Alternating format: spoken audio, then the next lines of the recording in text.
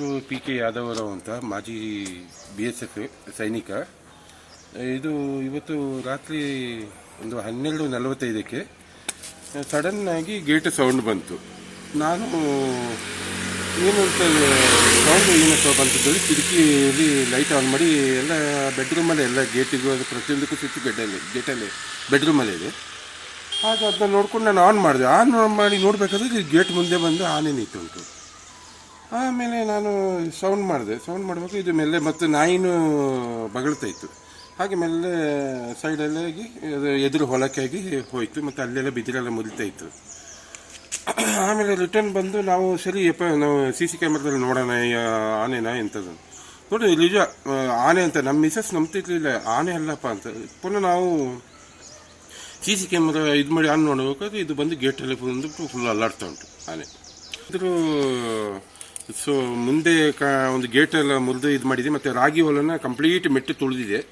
ಆಮೇಲೆ ಜೋಳದೊಂದು ರಾಶಿ ಇದೆ ಅಲ್ಲಿ, ಯಾವುದು ಈ ಜೋಳ ಕೊಯ್ದು ಈ ಕಟಾವು ಮಾಡಿ ಎಲ್ಲ ಕ್ಲೀನ್ ಮಾಡಿ ತೆಗೆದದ್ದು ಜೋಳ ರಾಶಿ ಇದೆ. ಅದರ ಮೇಲೆ ಪ್ಲಾಸ್ಟಿಕ್ ಟಾಟೆಲ್ಲ ಮುಚ್ಚಿದ್ರು. ಅದನ್ನೆಲ್ಲ ಎಳೆದು ಕಿತ್ತು ಎಲ್ಲ ಹುಡಿ ಮಾಡಿಬಿಟ್ಟು ನೈಟ್ ಹೊತ್ತು ಬಂದು ನಾವು ಪಟಾಕಿ ಎಲ್ಲ ಹಾಕಿದ್ದೀವಿ. ಪಟಾಕಿ ಹಾಕಿದ್ದಕ್ಕೆ ಸೀದಾ ಸ್ವಲ್ಪ ಟೈಮಲ್ಲಿ ಮರೆಯಲ್ಲಿ ನಿಂತಿದ್ವಿ. ನಾವು ಏನು ತಿಳ್ಕೊಂಡು ಇದು ಆನೆ ಹೋಗ್ಬಿಟ್ಟಿದೆ ಅಂತ.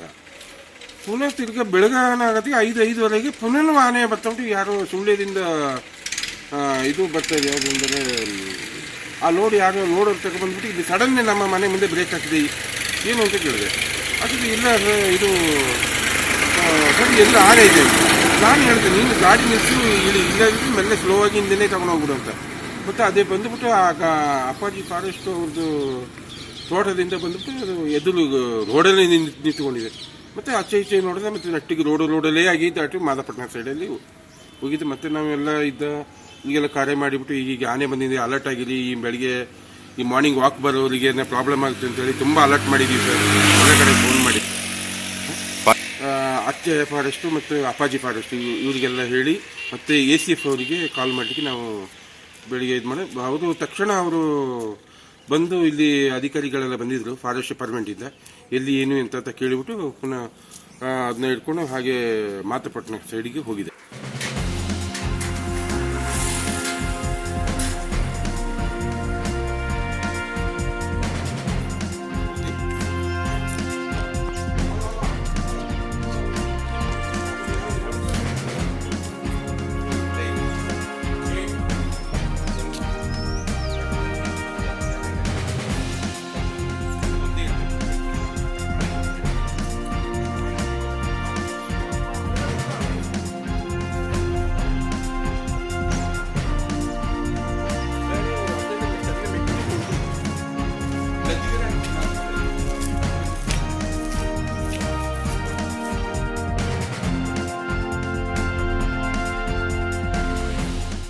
ನಮ್ಮ ಹೆಸರು DS ಹರೀಶ್ ಅಂತ ಹೇಳ್ಬಿಟ್ಟು, ಮಾಜಿ ಗ್ರಾಮ ಪಂಚಾಯತ್ ಸದಸ್ಯರು ಮುಳ್ಸಗೆ.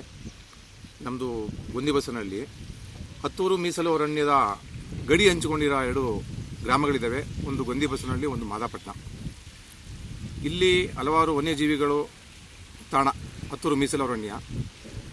ಈಗಾಗಲೇ ಕಾಡಾನೆಗಳು ನಮ್ಮ ಗ್ರಾಮದಂಚಿನ ಗೊಂದಿಬಸನಹಳ್ಳಿ ಹಾಗೂ ಮಾದಾಪಟ್ಟಣ, ಗಂಧದಕೋಟೆ ಈ ಕಡೆಗೆಲ್ಲ ಕಾಡಾನೆಗಳು ತುಂಬ ದಾಂಧಲೆ ಮಾಡ್ತಾ ಇದ್ದಾವೆ. ಕಾಡಾನೆಗಳು ಇತ್ತೀಚೆಗೆ ಯಥೇಚ್ಛವಾಗಿ ಗ್ರಾಮದ ಕಡೆ ಕಾಡಾನೆಗಳಿಗೆ ಅರಣ್ಯದಲ್ಲಿ ಮೇವುಗಳ ಕೊರತೆಯಾಗಿ ಎಲ್ಲ ಗ್ರಾಮದ ಕಡೆ ಊರ ಕಡೆ ಪ್ರಯಾಣ ಬೆಳೆಸಿ ದಾಂಧಲೆ ಮಾಡ್ತಾ ಇದ್ದಾವೆ. ಯಾಕೆಂದರೆ ಇಲ್ಲಿ ನಮ್ಮ ಗೊಂದಿಬಸನಹಳ್ಳಿ ಮಾದಾಪಟ್ಟಣದಲ್ಲಿ 100ಕ್ಕೆ 90 ಭಾಗ, 90% ಭಾಗ ವ್ಯವಸಾಯನೇ ಜೀವನ. ವ್ಯವಸಾಯ ಮಾಡಿಕೊಂಡು ಜೀವನ ಮಾಡ್ತಾ ಇರ್ತಾರೆ.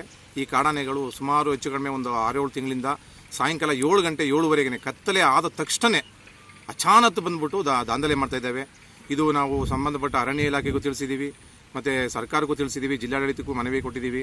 ಸೊ ಇದರಿಂದ ಯಾವುದೇ ರೀತಿ ಉಪಕಾರ ಆಗಿಲ್ಲ. ನಿನ್ನೆ ರಾತ್ರಿ ಇದ್ದಕ್ಕಿದ್ದಂಗೆ ಜನನಿಬಿಡ ಪ್ರದೇಶ, ವಸತಿ ಪ್ರದೇಶಕ್ಕೆ, ಇಲ್ಲಿ ಗಂಧದಕೋಟೆ ಮೈನ್ ರೋಡ್ ಮುಖ್ಯ ರಸ್ತೆ, ಸಾವಿರಾರು ವಾಹನಗಳು ಓಡಾಡೋ ರಸ್ತೆ, ಸಾವಿರಾರು ಜನಗಳು ಓಡಾಡೋ ರಸ್ತೆಯಲ್ಲಿ ಅಚಾನಕ್ಕಾಗಿ ಬಂದು ರಾತ್ರಿ ಯಾವುದೋ ಒಂದು ವಾಸದ ಮನೆ ಹತ್ರ ಬಂದು ಆನೆ ಒಂಟಿ ಸಲಗ ಬಂದು ದಾಂಧಲೆ ಮಾಡಿದೆ. ಗೇಟ್ನ ಎಳೆದಾಡಿ ಒಳಗಡೆ ಹೋಗೋ ಪ್ರಯತ್ನ ಪಟ್ಟು ಗೇಟ್ ಓಪನ್ ಆಗದೇ ಇರೋ ಕಾರಣ ಇಲ್ಲಿ ಅಕ್ಕಪಕ್ಕ ಇದ್ದು ಜೋಳದ ದಾಸ್ತಾನುಗಳು ಮತ್ತು ರಾಗಿ ಗುಡ್ಡೆಗಳು ಮತ್ತು ದಿನಸಿ ಗುಡ್ಡೆಗಳೆಲ್ಲ ಧ್ವಂಸ ಮಾಡಿ ತಿಂದು ಎಲ್ಲ ದಾಂಧಲೆ ಮಾಡಿ ಹೋಗಿದೆ. ನಾವು ಸಂಬಂಧಪಟ್ಟ ಅಧಿಕಾರಿಗಳಿಗೆ ಬೆಳಗ್ಗೆ ಮಾಹಿತಿ ಕೊಟ್ಟಾಗ ಬೆಳಗ್ಗೆ ಬಂದ್ಬಿಟ್ಟು ಸಂಬಂಧಪಟ್ಟ ಅಧಿಕಾರಿಗಳು ನೋಡ್ಕೊಂಡು ಹೋಗಿ ಏನು ನಮಗೆ ಇದ್ರ ಬಗ್ಗೆ ಏನು ಮಾಹಿತಿ ಕೊಟ್ಟಿಲ್ಲ.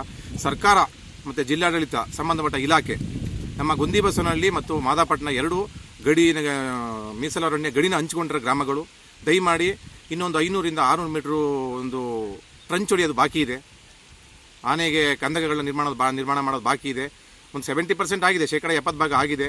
ಇನ್ನೊಂದು 30 ಭಾಗ ಬಾಕಿ ಇದೆ. ಆ 30 ಭಾಗದಲ್ಲಿ ಈ ಆನೆಗಳು ಒಂಟಿ ಸಲಗಗಳು ಹಿಂಡು ಆನೆಗಳು ಒಂಟೊಂಟಿಯಾಗಿ ಬರೋದು, ಹಿಂಡಿಂಡಾಗಿ ಬಂದು ಗ್ರಾಮದ ಕಡೆ ದಾಂಧಲೆ ಮಾಡ್ತಾ ಇದ್ದಾವೆ. ಹಾಗೆಯೇ ನಾನು ಅರಣ್ಯ ಇಲಾಖೆಗೆ ನನ್ನ ಒಂದು ಮನವಿ ಏನು ಅಂತ ಹೇಳಿದ್ರೆ, ನನ್ನ ಅನುಭವದ ಮನವಿ, ದಯಮಾಡಿ ಅರಣ್ಯ ಸಂಪತ್ತು ಒಳಗಡೆನೆ ಆ ಆನೆಗಳಿಗೆ ಏನು ಮೇವು ಬೇಕಾಗುತ್ತೆ, ಬಿದಿರು ಆಗ್ಬೋದು, ಇಲ್ಲ ಹಲಸಿನ ಮರ ಆಗ್ಬೋದು, ಮಾವಿನ ಮರ ಆಗ್ಬೋದು, ಏನಾದರೂ ಒಂದು ಅದನ್ನು ದಯವಿಟ್ಟು ಅರಣ್ಯದ ಒಳಗಡೆ ಬೆಳೆಸ್ಬಿಟ್ಟು ಆ ಆನೆಗಳಿಗೆ ಸಂಪೂರ್ಣವಾದ ಆಹಾರನ ಅರಣ್ಯದ ಒಳಗಡೆ ಒದಗಿಸುವಂಥ ವ್ಯವಸ್ಥೆನ ದಯಮಾಡಿ ಸರ್ಕಾರ ಮತ್ತು ಅರಣ್ಯ ಇಲಾಖೆ ಮಾಡಬೇಕು. ಅದನ್ನು ಬಿಟ್ಬಿಟ್ಟು ನೀವು ಸಿಟಿ ಒಳಗಡೆಗೆ ಮರ ನೆಡಿ ಒಳ್ಳೆಯದೇ, ಬಟ್ ಅದು ಒಂದು ಮರಕ್ಕೆ 500,000 ಸರ್ಕಾರದಿಂದ ನೀವು ಅನುದಾನ ತಗೋಬಿಟ್ಟು ನೆಟ್ಬಿಟ್ಟು ಹೋದರೆ 3 ದಿನ ಆದಮೇಲೆ ಅದು ಒಣಗೋಗುತ್ತೆ. ಅದನ್ನೇ ನೀವು ಅರಣ್ಯದ ಒಳಗಡೆ ಬೆಳೆಸಿ ಆ ಆನೆಗಳಿಗಾಗಲಿ ಇಲ್ಲ ಕಾಡು ಪ್ರಾಣಿಗಳು ವನ್ಯಜೀವಿಗಳಿಗಾಗಲಿ ಅವು ಕಾಡನ್ನ ಮರೆತುಬಿಟ್ಟು ನಾಡು ಕಡೆ ಬರೋದನ್ನ ಕಡಿಮೆ ಮಾಡ್ತವೆ. ಅಲ್ಲಿ ಅವಕ್ಕೆ ಆಹಾರ ಸಂತೃಪ್ತಿಯಾಗಿ ಸಿಗಲಿಲ್ಲ ಅಂತ ಪಕ್ಷದಲ್ಲಿ ಮಾತ್ರ ಅವು ನಾಡು ಕಡೆ ಬರ್ತವೆ, ಜನಗಳಿಗೆ ಬಂದ್ಬಿಟ್ಟು ದಾಂಧಲೆ ಮಾಡ್ತವೆ, ಆ ಪ್ರಾಣಹಾನಿ ಆಗುತ್ತೆ. ಅದಕ್ಕೆ ನೇರವಾಗಿ ಹೊಣೆ ನಮ್ಮ ಅರಣ್ಯ ಇಲಾಖೆಯೇ ಆಗಿರುತ್ತದೆ. ಅದರಿಂದ ದಯಮಾಡಿ ನಮ್ಮ ಒಂದು ಅಭಿಪ್ರಾಯ ಏನು ಅಂತ ಹೇಳಿದ್ರೆ, ಸರ್ಕಾರದ ಒಂದು ರೀತಿ ನೀತಿಗಳನ್ನು ಅನುಸಾರವಾಗಿ ಸಾಕ್ತಾ ಇದ್ದೀರಿ. ಏನು ಅಂತ ಹೇಳಿದ್ರೆ ಅದಕ್ಕೆ ಸಂಬಂಧಪಟ್ಟಂಗೆ ನೀವು ಅಲ್ಲಿ ಅವಕ್ಕೆ ಆಹಾರವನ್ನು ಸಂಪೂರ್ಣವಾಗಿ ಅರಣ್ಯದ ಒಳಗಡೆ ಸಿಗೋಂಥ ವ್ಯವಸ್ಥೆನ ದಯವಿಟ್ಟು ಮಾಡಬೇಕು. ಅದನ್ನು ಬಿಟ್ಟು ಇದು ಮಾಡಿದ್ರೆ ಏನು ಪ್ರಯೋಜನ ಇಲ್ಲ. ದಯಮಾಡಿ ನಾನು ಸರ್ಕಾರಕ್ಕೆ ಆಗ್ರಹ ಮಾಡ್ತೀನಿ, ಅರಣ್ಯ ಸಂಪತ್ತು ನಾಶ ಆಗಬಾರ್ದು, ಅರಣ್ಯ ಸಂಪತ್ತು ಬೆಳಿಬೇಕು. ಮತ್ತು ಹಾಗೆಯೇ ಜನಸಾಮಾನ್ಯರಿಗೂ ಅರಣ್ಯ ಸಂಪತ್ತಿನಿಂದ ತೊಂದರೆ ಆಗಬಾರ್ದು, ಸಾವು ನೋವು ಸಂಭವಿಸಬಾರ್ದು. ಆ ಒಂದು ಹಿತದೃಷ್ಟಿಯಿಂದ ಜಿಲ್ಲಾಡಳಿತ ಆಗಿರ್ಬೋದು ಮತ್ತು ಸಂಬಂಧಪಟ್ಟ ಅರಣ್ಯ ಇಲಾಖೆ ಆಗಿರ್ಬೋದು ಎಲ್ಲರೂ ಸ್ಪಂದಿಸಬೇಕು, ಸರ್ಕಾರ ಸ್ಪಂದಿಸಿ.